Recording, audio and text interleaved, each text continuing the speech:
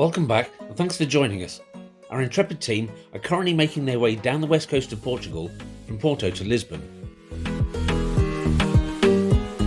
In our last episode we stopped off to explore an impressive suspension bridge for walkers spanning the Paiva Valley.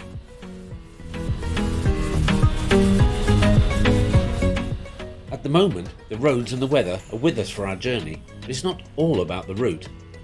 Tours are about making memories, and that means taking in some of the local flavour, food, architecture, geography, people. It's all part of the experience. Today, we're exploring the foothills inland of the west coast, headed for one of Portugal's hidden gems, the Xisto village of Talasnal.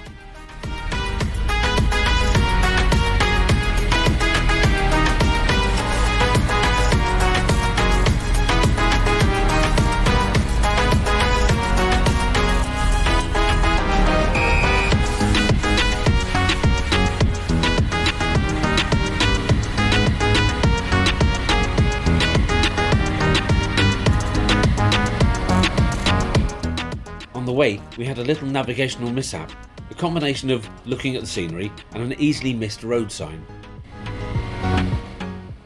However, very soon after missing the turning, a sudden transition from tarmac to dirt track gave the game away.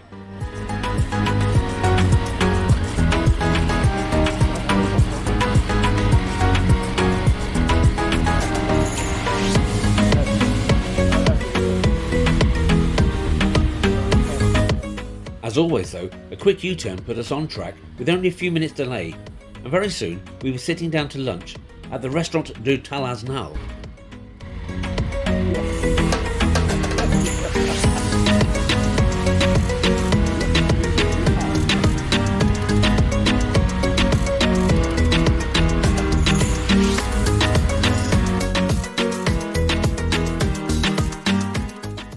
It was a hot day, so the lads ordered a salad.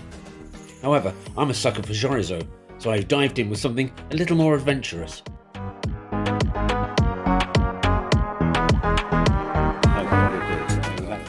What was delivered though was nothing short of a tabletop inferno. Despite covering my visor in a fine fatty mist, the sausage was first rate. Just the thing on a day registering over 30 degrees. On hot days, our Mike likes to chill in the shade a little, so we left him a while picking up a tiger tan to match his bike. After the lunch, and while the lads were finishing their coffees, I took a wander around the village.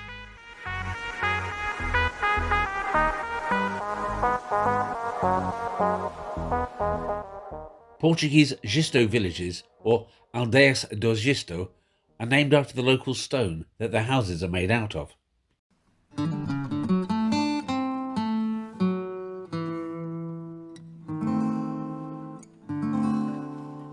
There are 27 of these villages spread over an area of about 5,000 kilometres in central and western Portugal.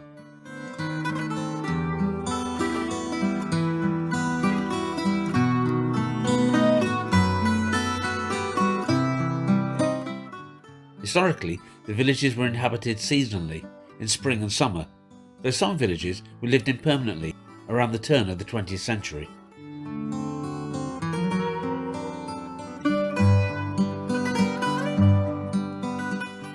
Over time, the populations of many of these villages dwindled, and the properties stood empty. Around the year 2000, a specific development agency was formed which led to the restoration of most of these villages. They're now a heady mix of the traditional and tourist influences, featuring guest houses, shops, restaurants and cafes, each boasting fabulous views over the verdant mountains that surround them. Well, forever onwards and upwards, it's time to hit the road again.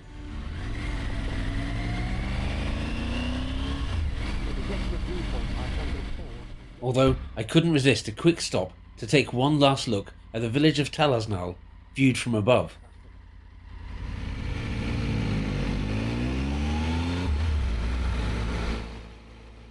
The afternoon's ride was particularly peaceful. The scenery was idyllic and we didn't have far to go, so there was no need to rush.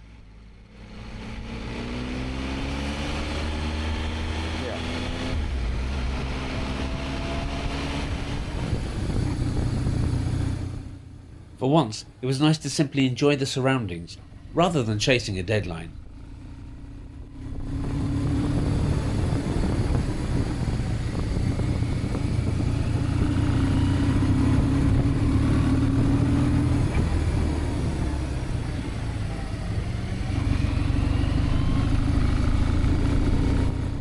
We were headed for a sleepy little village for our overnight stop, Paialvo near Tomar. Our overnight digs at the Quinta do Lagar offered a splash of rural luxury, which included a swimming pool. When we arrived, we parked up our bikes and discovered that we had the place pretty much to ourselves.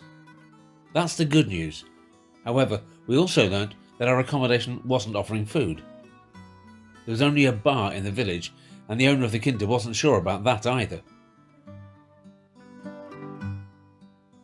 That said, he phoned them for us, and they agreed that they'd find some way of feeding us. When we got there, the bar wasn't overly promising from the outside, and we went in to be greeted by cafe chairs and small wooden tables. We settled in for a drink, and the owner proceeded to offer us food options by making the noises of cows, pigs, chickens and so on. We went for the sheep option, and in return we were treated to the best lamb kebabs I've had in many years, and with a distinct local presentation. When you're on a long tour, you can't plan everything down to the minute detail, and sometimes when you wing it and go with the flow, well, that's when you make the very best memories.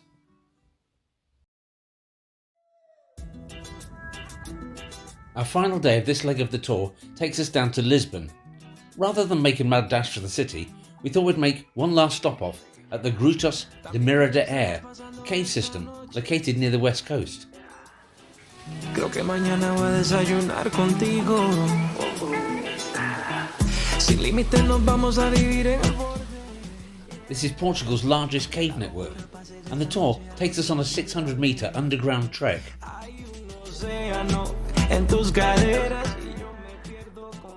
In our visit, we descended by around 180 metres, and that's pretty special. If nothing else, the excursion gave Mike a bit of a break from the excessive heat of the day. He was suffering a bit, as most days were hitting between 30 and 35 degrees.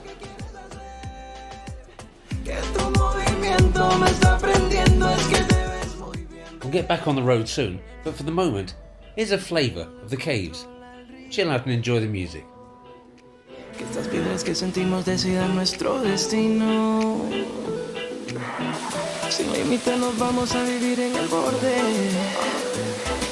Que la locura pase esta noche algo inolvidable. Mueve tu cuerpo, que eso es lo que yo más quiero ver.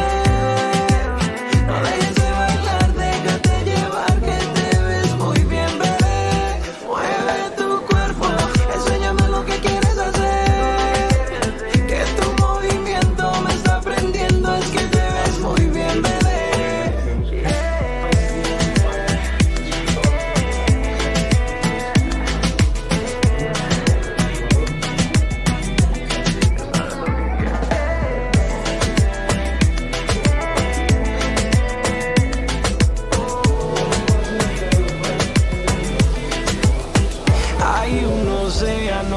En tus caderas y yo me pierdo con la marea. Déjame ser tu náufrago, con esa piel morena y labios de cereza.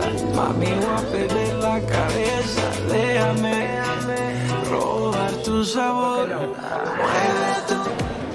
I may have mentioned that Mike was suffering a little in the heat, and that being the case, I was about to make things a whole lot worse.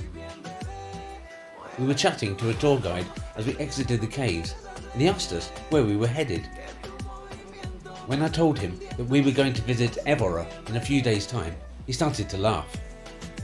He said that if Mike was suffering at the moment, he certainly wasn't going to enjoy Évora. I took it all with a pinch of salt at the time, but he wasn't wrong.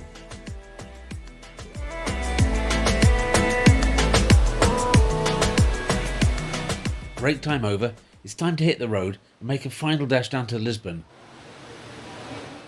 With some difficulty, we persuaded Mike to leave his shady spot and get into his bike gear for the run down to Lisbon, where Steve will be meeting his wife, Penny. With the sun beating down, we made our way to the capital. With a mixture of fast-flowing roads and twisty countryside routes, we made short work of the journey.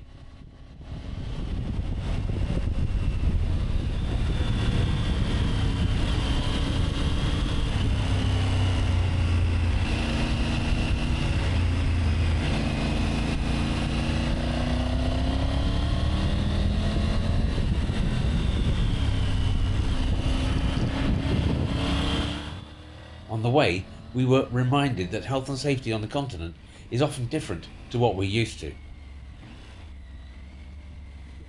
I think the grass-cutting crew were as surprised to see us as we were to see them. It reminded me of an incident in Croatia, when we came across a road crew putting out cones as we rounded a blind bend.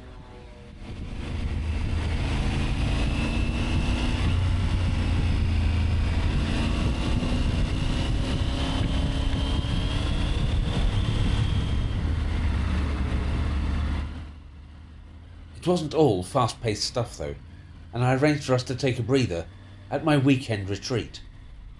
Actually, this is the Mafra Palace, one of Portugal's numerous national palaces, and I guess not a bad place to hang out.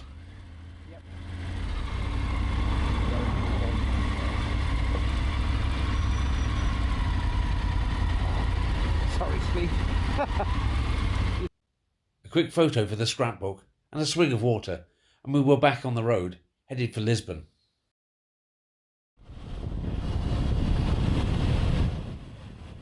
Join us next time to see if we actually reach the Palace of Sintra, our nominal target for the tour. And Mike and I take a trip into town to buy some stuff for Steve, sample the delights of Lisbon's transport system, and of course, partake of a couple of beers.